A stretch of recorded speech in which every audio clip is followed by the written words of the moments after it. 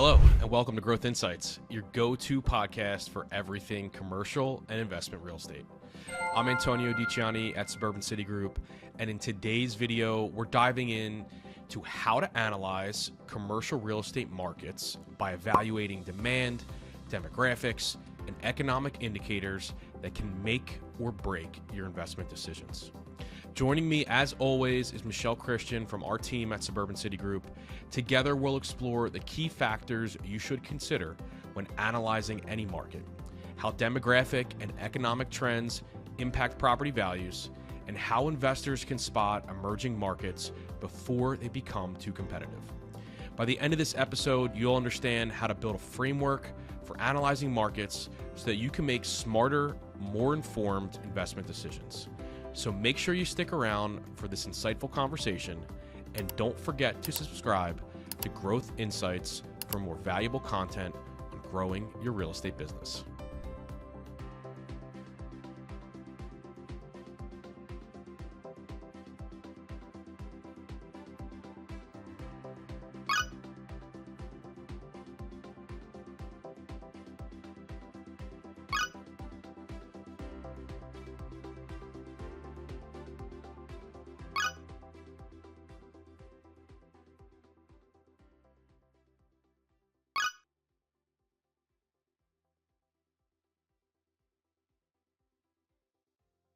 All right, so today I guess we'll talk about analyzing markets, commercial markets. Yeah.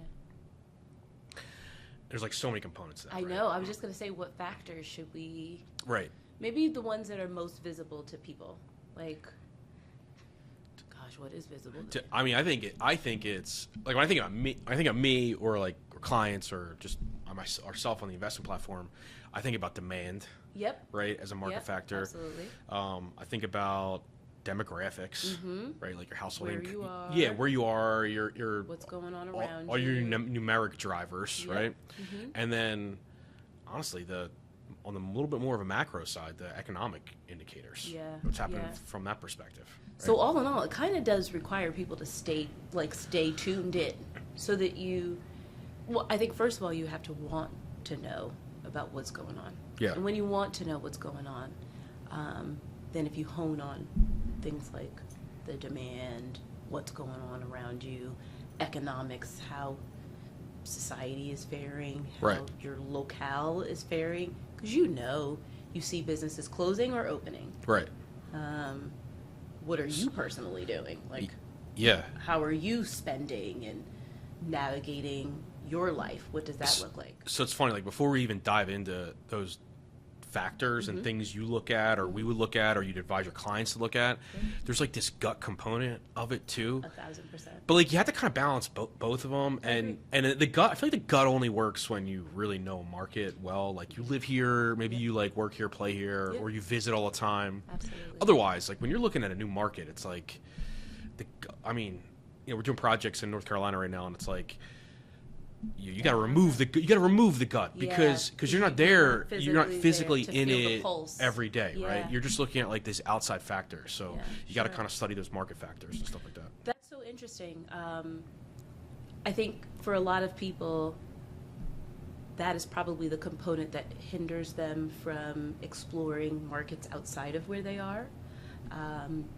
because they may not have a full grasp of the pulse to really understand what the demand is, what the economic factors. Right. People can tell you. Right. But there is a comfort and a safety knowing that you can see it, feel it, touch it, and then be able to tap into it and maybe even benefit from whatever it is that you're investing in, or it can give you the idea of what you think needs to be there. That's what I try and encourage people to do. Commercial, we're building communities. Yeah. We're working with businesses, whether those are investors, they have some type of bona fide business where they have capital to deploy to purchase places that serve as a platform for people to establish business or do business.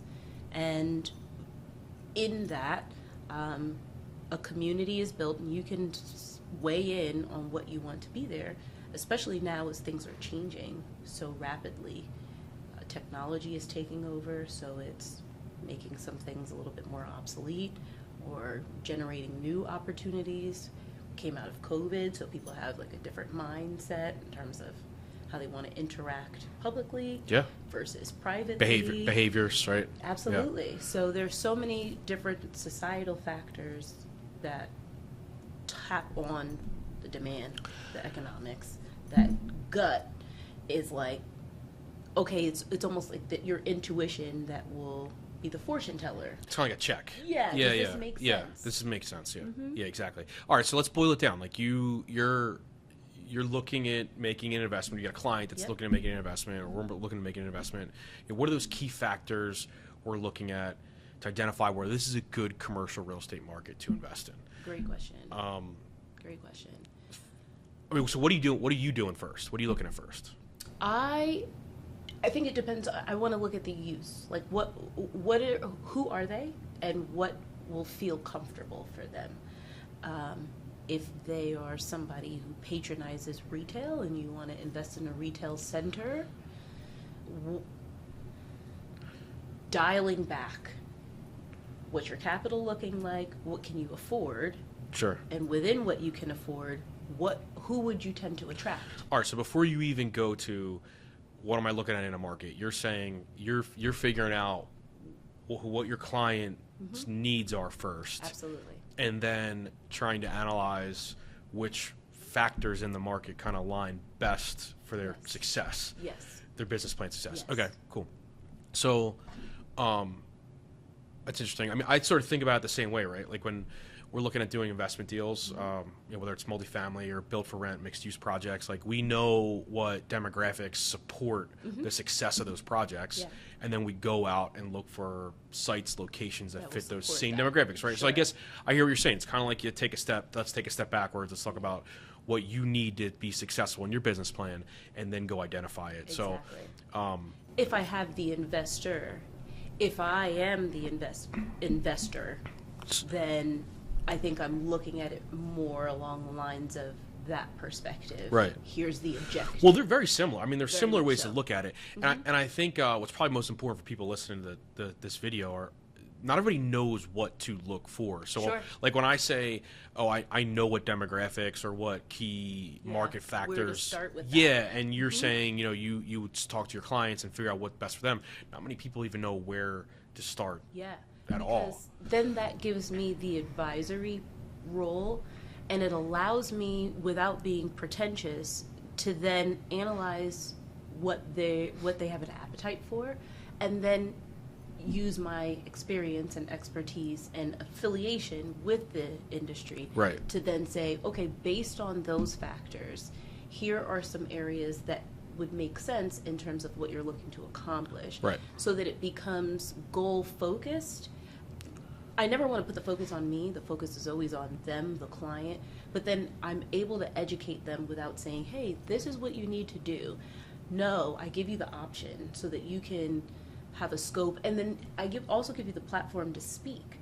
Then I'll be able to analyze who you are as a person, gut-wise. Yeah. And then based on that gut to say, hey, here are some options. What do you think would work best for you? And I've kind of got in my head already what I think that they'd lean toward. Yeah, of course. Based on experience, right? All right, so to answer that first question, let's boil it down. Let's break it down, right? Yep. So I think we're on the same page. The three key factors, depends on what you're working on and all that, but like key factors would be demand. Demographics, and then economics. So what's demand? I mean, let's start there. Demand, right? Like how much, if you're a retail user, right, and you're bringing a specific retail use concept to the market, you sort of hit on this. How many what's the customer base out there for that type of use, right? Exactly. I think same thing on the multifamily side, right? Like if you're bringing housing, what's the base of prospective residents, or you're delivering for sale housing? What's the base of prospective buyers out there? And who can afford it? And who can afford it, right? That's the economic part, and sure. and they're kind of like all tied together, really, if you think about it. But just as you were saying that, I just realized it, because it's hard to parse them out so definitively. Right. They all work together, even though they're separate categories. They play into one another. It's such a symbiotic relationship that I think that's why you also have to know what the person has an affinity for. Yeah. Because then they'll be able to buy in. Right. and not just financially, but emotionally as well. So demand is so important, though, because that's going to like driving drive. factor. That's going to drive a lot of factors. I mean, if you're a retail investor, then you're focused on what's the demand for retail spaces, and you may even want to boil it even more and look at it from the user's eyes. Goods and services, absolutely. Yeah, what's the demand for goods and services from the customer base perspective? Exactly. If you're a retailer or a tenant that you're representing, you want to look at, what's my customer base like? What's the disposable income in the market? How much excess spending is there? All those Especially factors. now, because you have so much online shopping. Yeah. Amazon has changed the game. So all those factors change stuff, right? Absolutely. And I think with the retail, the most important component is that there's an experience and they can get it now. Because online, if you can beat one day arrival in my hands, I will consider you. Amazon, if I have Prime, 9 times out of 10, I can get it the next day. Yeah. But now it's getting to a point where it's like, ooh, next day, kind of need it now. So I think retail. You become so impatient. It's like ridiculous. We're the popcorn culture. The people were the younger generation were the microwave. Now we're like popcorn. Like, I need it. Not only do I need to see it, I need to hear it working, and I need to be able to get it immediately. But you're right. That's the way it works, though. That's the way it works. Mm-hmm. So you're looking at those factors you're considering, and that's the economic indicator. Kind of jump around, but that's the economic indicator, right? Mm-hmm. That's those, like, what else is happening in the market that's affecting the demand, because your pocketbook also dictates what you need or want. Yeah. And if I get to a point where my pocketbook is a bit tight, I'm going to focus more on needs than I am wants. So I may not necessarily patronize places, but if it's a nice space, I might meander. But as the investor, I don't care about your meandering. It's good for later, but it's not good for now. Yeah, sure. So it's a balance of how many need-based products and services do I implement in my retail center versus wants and pretty outdoor spaces. Yep. And same thing on the apartment side. Is there enough inbound migration? Is there enough need for housing versus the supply that's sitting on the market? Absolutely. I mean, that's the dictator of demand, and that's that's what's going to tell you how absorption is going to work and your ability to relet or release not only apartments or lease up apartments, but on the retail side, relet your spaces or lease up your spaces. Exactly. So, I always start with demand. That's like my first, let's check the box there. Yeah. After you sort of figure out what goals align with the individual investment need. Yeah. And then sort of blending into it is the demographic piece, right? Your retailers that you work with, like what's key demographics that most of your retail investors, retail tenants sort of look at? So they want to know the household income. They want to know the makeup of the population that is in the surrounding areas. I'm working with a daycare right now, and because we need such a very specific building, we are not weighing as heavily on the economic factors just yet. Okay. But it's baked into the location, because we're also not going to choose an obscure location where there are an overabundance of 55 plus. We're looking for younger to middle-aged people who are having children that would have need of daycare. Then we're also looking at who's in the area. So what competition is there, if any? So looking at other businesses. So we're looking at other businesses. We're looking at what households are there. What does the neighborhood look like? Those people who are in those households, where are they working? Because do they have need for daycare? If you're and if so, what time would you typically have need for daycare? Are we around hospitals? Are we around office buildings? Are we near, in close proximity to a city? Or are we basically rural, suburban? Sure. So area, demographic, and economics. So you'd mentioned are there other you're working with a daycare user. Are there other daycares in the area? Like when you're identifying what's a good market to invest in, that's like that second to market, follower to market type kind of mentality, which is not a bad thing. I mean, if you see other daycares in a market and you're a daycare, that's a good indicator that they're performing. It's a good indicator that there's some good underlying fundamentals there. Sure. Now, it could easily also mean that there's a ton of oversupply of daycares. Yes.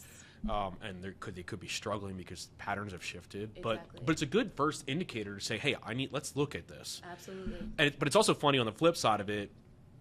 You look at an area where there's like no daycares, and you're like, well, that could be a great spot that I could be highly successful. And that's where it will hinge more so on demographics. Oh, then you got to spend a little more. There's more sort of reliance you need to put into analyzing that kind of stuff. Exactly. Absolutely. Yeah. So that it'll shift and balance out to see, I guess, understanding the factors that you would overall need to take a look at, but depending on the use, other factors and the stage that you're in, other factors are going to weigh more heavily than some others. Yeah. So demographics in general super important for identifying where and how to invest in a market. You need the people. Period. How you look at those demographics, I think, is very different based on the asset class. Exactly. Retail versus multifamily versus essential type retail use versus higher end, more disposable income driven retail use. Same thing on the apartment side, whether you're more of an affordable type product or a high end luxury product. So how you look at those demographics is very different. But Agreed. I think it's probably agreed that demographics are a key part of evaluating a market, Very no matter much what. so. Yeah. I would venture to say outside of the investor's appetite is the crux. Yeah. Because it's going to determine where we go to facilitate the use. Definitely. And then we touched on the last one already with, you had mentioned Amazon. It's a great example for economic indicators or other market drivers that are happening in an area and why you'd want to invest or stay away from a market.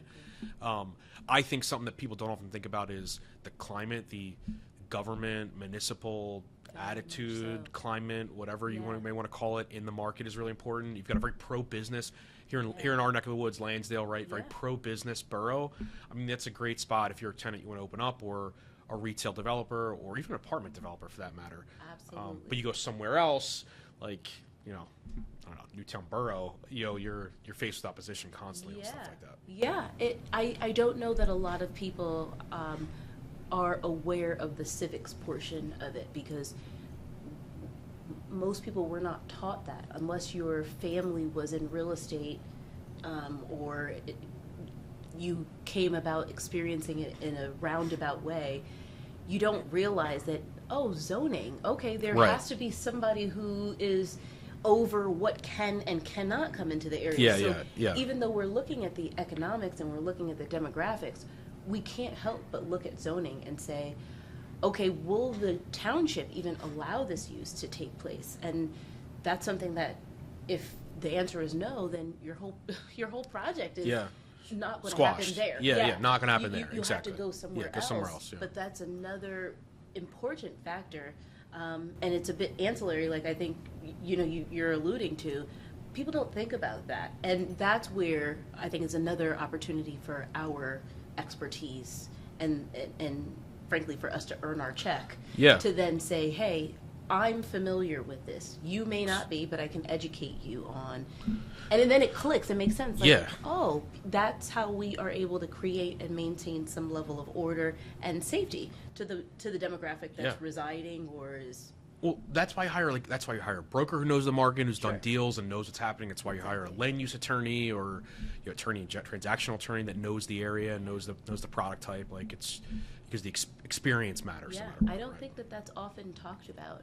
And Glenn had said something to me. He said, if you are able to be good at zoning, you will excel in your role, because it's a portion that people don't necessarily think about, but it's so integral. That's true. And I have really been making it a point, shameless plug, to be better acquainted with zoning and understanding the mapping and understanding why they would have the rules that they have. Is it just based on history? Is it historic? Because what's funny, Michelle, there's sticking with this economic driver and local and what's happening municipality wise and how to identify market, like just because it's zoned improperly doesn't mean it's a squash. And knowing like the patterns of what rezoning has happened or what you're sitting next to, are you a residentially zoned piece that's sitting in between a bunch of industrial? It's like, it's a pretty good case, right? It's like, you said the land use attorney. Yeah. I didn't even know that was a thing, and I went to law school. It's so interesting because you don't realize until you have the purpose or the Yeah. reason for it, how many factors go into Sure. establishing and creating. I think that as we're trying to demystify commercial, I was just gonna say we're demystifying. That's what we're doing here. yeah, Demystifying the space. absolutely. Yeah. Sharing things that have not typically been brought to the market's radar about level of importance. Yeah. But yeah, then the project takes on a new life, right? Becomes even more exciting that this hasn't been here before.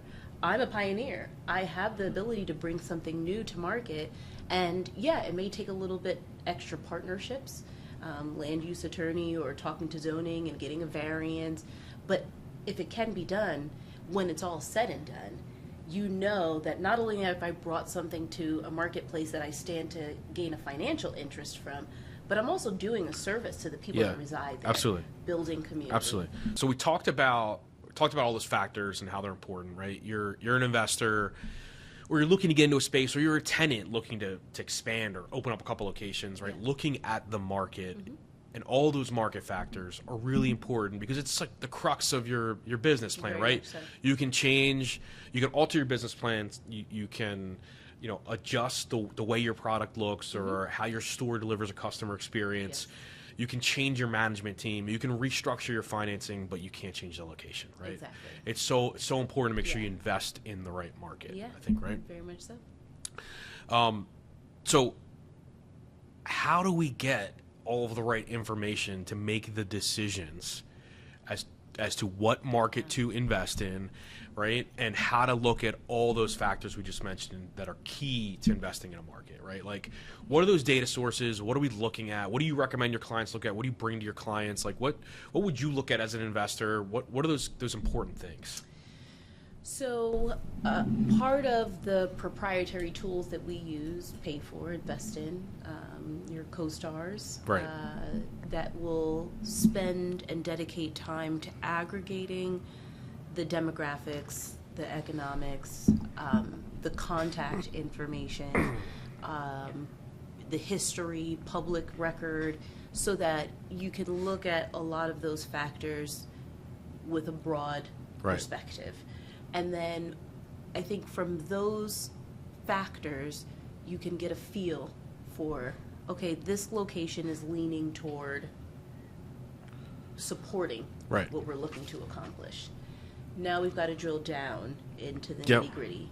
We can look at the general news of what's going on, the larger government, how that has a factor on the states, and then how that has a factor on the local, Yeah. township, municipality. Financial, economically, we're looking at how markets are performing. And you had mentioned, was it the Treasury 10-year Yeah. Treasury Yep. Index? Yep. So using that as a factor, also the cost of money, or are we using Yeah, cash? on the Are we economic fin- side, on the looking at those type things, Yep. Are we using cash? Are we leveraging financing? So Sure. So if I heard you right, we talk about tools and data sources to help like figure out what markets to be invested in or locate your business in, whatever it may be, to development in. If I heard you right, there's a lot of it. And both public information, private information, CoStar and census data and all that kind of stuff we look at, and a lot of it you can subscribe to, you buy records for, or just look online, right? But I think it's a combination of, it kind of goes to that gut versus data Very feeling, much right? so, It's a combination of like looking at that data, physically going on a site, like going into the market, yeah, right? you have to. You have to. touch it. You got to have touch to. it. You got to know what's happening. Yeah, and get a feel. Even if you don't live there, right? Yeah. Pop in for a couple days. So when I look at an investment deal for our platform, which mostly we're doing like built for rent, apartment, and mixed use deals. Okay. But when so sort of keep that in mind what I'm saying, I guess. But when I look at it at a location or a site or a property for a development deal, I typically start data source wise Okay. with looking on with just like rolling around public records. To be honest with you, like I'll pull up. If I think I like a location or an area, based on those demos we talk about, I pull up public records, and I'm just sort of looking around at other assets that are happening, assets that are around, other developments that are happening. I'm looking at recent trades, like who's buying what. Am I seeing big investment companies come in and buy pieces of property or buy developments, right? It's kind of fun. You're yeah, scoping it's out like an area you're like hunting basically, right? Yeah. And then I also, which a lot of people don't do, it's kind of time consuming. Hopefully with AI, maybe it gets a little bit easier. But going through township records. So if I've identified an area, I'm going to figure out what that municipality is. Obviously, I know already, but I'm going to go into the municipality and I'm going to go online and look at meeting minutes. And some municipalities even have record of land development approvals that are easily formatted, and just figure out what's happening in the area. Like that's that supply demand component that I like to look at. That's really cool. I'm just now getting into township stuff. The zoning it's like opened up a rabbit hole for me that I'm tiptoeing down. I don't know that you can tiptoe down a rabbit hole, but I'm fall basically. Yeah, I'm immersing myself in it, and the school district that I live in, they're actually looking to change what exists now and create a 5-6 school and a 7-8, and then high school. But in that small microcosm, as you're saying, they have the meeting minutes. I would have never thought to go online, like, okay, if I want to learn about this particular area, start with their school district to even see what's happening, because then you get so many elements. You get what's happening with the kids, what's happening with the parents, what's happening in and around the area, what things they're looking to change. It's such a small component, but it's telling a story. Right. But it's seeing the story behind what they're and they're all putting out. Well, and they're all factors that impact a lot of the rationale municipalities have, a lot of the decision making they put into place, their tax factors, all that kind of stuff. Really, that is really. I'm sure it's time consuming. Yeah. But once you get into it, it's probably time consuming, because then in of itself, it's a rabbit hole. Yeah. Because now you're digging, you're finding, and as you're finding, you're exploring other points more and more. So if you're like a retailer and you're opening up a 2,000 or 3,000 square foot, new store in a new location, like, do you need to go that far? Probably not. I mean, is it important to know some of that stuff? Sure. But do you need to go that far? No. You can make a decision based off of supply demand data that we pull out of CoStar and other metric sources that we use, census data off of consumer spending and all that kind of stuff. Yeah, it's a bit more black and white. Yeah, simple. Just how much is on the market and how much is vacant, or how much is occupied. Excuse me. Like that'll tell you. Just in of itself, because then now you're seeing how business is transacting. It's ever moving. So I feel like it's like a racetrack for me, but kind of like you get in where you can. Yeah. And when you get in there, you're going to go around the loop and you're going to get a perspective of what's happening. But I think multifamily, that's a different. Well, especially development too. Yeah. I mean, because you're taking on a whole process that is very extensive and time consuming and a lot of risks. So it's like all of those, and incorporates all those factors and the people that are in those administrations. Yeah. Facilitating those tasks. And that's another reason why some strategies are, some investors, owners, tenants have strategies where I'm going to expand, right? Like be in multiple markets and diversify that way. Yeah. But there's the other strategy of like learn everything you can about a market and then like you feel comfortable there. So keep doing more business there, right? It's a bit more equal to the data. The players also, right? The trends, simple things. Leverage. Yeah. You're leveraging relationships then. That's very interesting, because I was going to ask you, with projects that are more remote, like North Carolina, how do you, especially with things like zoning, I mean, obviously you'll have to get approvals and permits before work even starts, but in that due diligence period, how do you establish relationships? Is it based on a broker or a development company that you specifically choose to work with that may have those inroads with people that you'll need to connect with? Right. How does that impact your decision? So I think it's different if you're.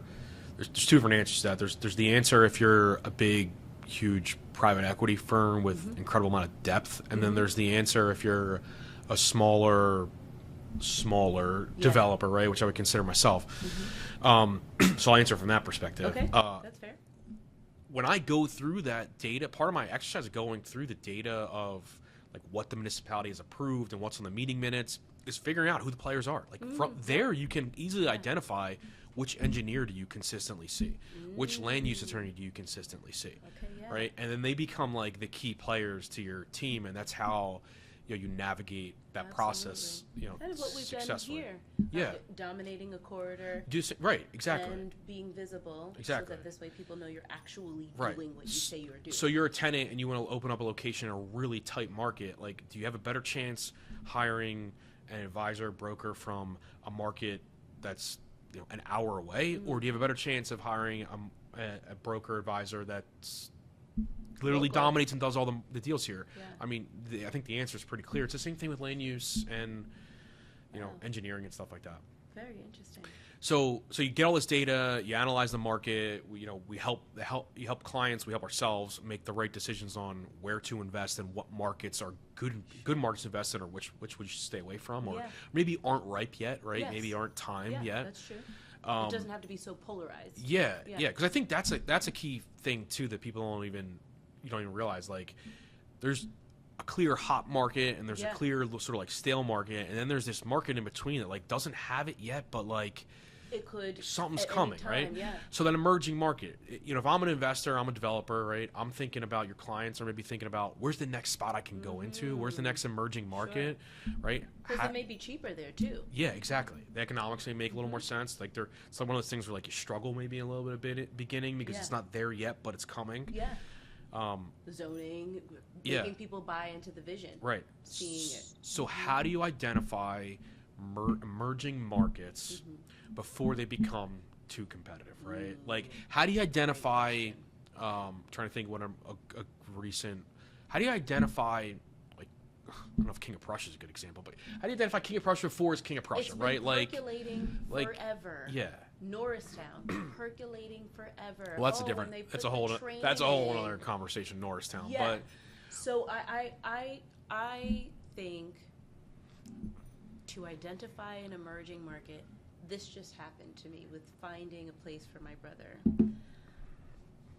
I would have loved to see them in Ambler, but Ambler's already had their boom and they're on the rise, but it's more expensive. Pricing was high, yeah. If we had known Ambler, that's a good example. That's a better example for this. Not to cut you off, but that was a better example. Yeah. Yep. Before it was Ambler, now it was a bit rough. There were areas that were a little sketchy, but overall, it's close to Bluebell. So it's like, oh, okay. But Bluebell is a definitively more expensive market. Yeah. So if you couldn't afford Bluebell, you're Bluebell adjacent. Proximity, right? Exactly. So you can consider Ambler. Maybe you don't go to the sketchy part. You go to the part that's a little bit closer to Bluebell, which will have probably more of a natural inclination to be a little bit more desirable. Sure. And you sit and you wait and you see that when you tap into the township, you see that they have an initiative or a desire to reimagine, to implement checks and balances, so to speak, that would be a little bit more stringent in terms of how they're trying to turn things around. So maybe a little bit more bureaucracy, but the vision is, this is what we see. And can you buy into that vision? Yeah. And so we didn't go Ambler. We didn't do Skipback. What's near? Okay, if you take Township Line Road, Germantown Pike, all these major thoroughfares that will take you to these nicer areas, Collegeville, Royersford, all areas that experienced a reemergence. Right. How can you get as adjacent as possible? We went Eagleville. And as we were doing Eagleville, other people were realizing it too. They were undervaluing properties, and then they would price and settle at $100,000 above ask. Sure. So in that, we were able to get some equity, established equity, because we found a house that nobody. Well, that's the benefit of being in an emerging market, right? Yeah, You exactly. create that equity. So knowing, like, being adjacent to a market that has had a recent come up and that everybody's got their eyes and attention on and would like to be in, but as it's rising, so is cost. What's near there that is a little less desirable, but palatable. So your key indicator of an emerging market seems like, correct me if I'm wrong, is proximity, right? Very much so. Proximity, right? Proximity and price. And I think that's a really good answer. I mean, it's a truth too, for that matter. But I think I can take it a step further. I think you got to look at like proximity, and then you have to layer on all those other things we talked about in terms of how you identify a market, the demographics and the demographic trends. Yeah, because anything can throw it off. Yeah, so like let's think about Norristown. We could talk about, you know, many people may not be familiar with some of the areas we're talking about, but King of Prussia, incredibly strong, very robust market, both from industrial, commercial, and multifamily. Honestly, epicenter of the suburban market out here. Stone's throw from Norristown, yet Norristown is like, you know, everybody's been saying for years and years and years, oh, it's going to come, it's going to come, it's going to come, and it's like, still it's not, and I don't know that it will. So, yes. So you look at like the proximity and you're like, invest, let's go buy a million things in Norristown because that's what's coming next. That's such a good example. But then you're like, okay, why? So you look at the demographics, that tells you a story. The trend is not happening. And I think the other big factor for Norristown, again, I know a lot of people are not familiar with Norristown, but the other big factor there is it's a completely different government, economic climate there in that tiny little borough that controls so much. A lot of like the county seat. Yeah, limits a lot of the growth you see. I mean, the taxes are outrageous. The crime is still not under control, and I think that's a big factor for it. Unfortunately, the township zoning board is a major factor. It's challenging to get things done in Norristown, and I imagine it's for several factors. In my experience, the working with people who were in charge of advancing things forward were very particular about how they did it. And if you didn't meet that level of particularity, you were not going to see this project or this goal come to fruition. Right.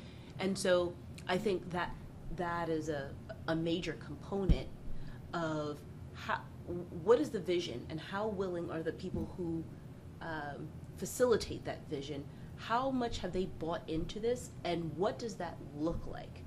If we are, what are we trying to become? Are we trying to become anything? Because I don't know that there's this collective we're trying to become. I think the investors want it to become. That's the other part. Like, you need a market changing mindset, but and even drill down further, you need market changing projects. You need something that really shifts a demographic and a reason to be there. What does it need? And I think King of Prussia, even though it's pricey, you know it's going to be pricey because it's King of Prussia. You have access and proximity to excellent restaurants, great shopping, the second largest mall in the country.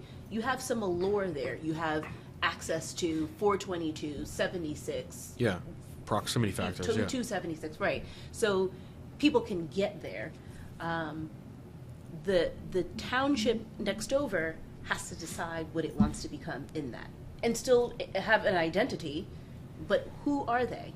And until King of Prussia gets to be too high-priced, it'll never trickle over into Norristown. And it may trickle to the right. Yeah, and I think it's going to go the other way. I don't even think that's going to happen because of all those other sort of factors we mentioned. There's this saying in the housing and apartment and built for rent market.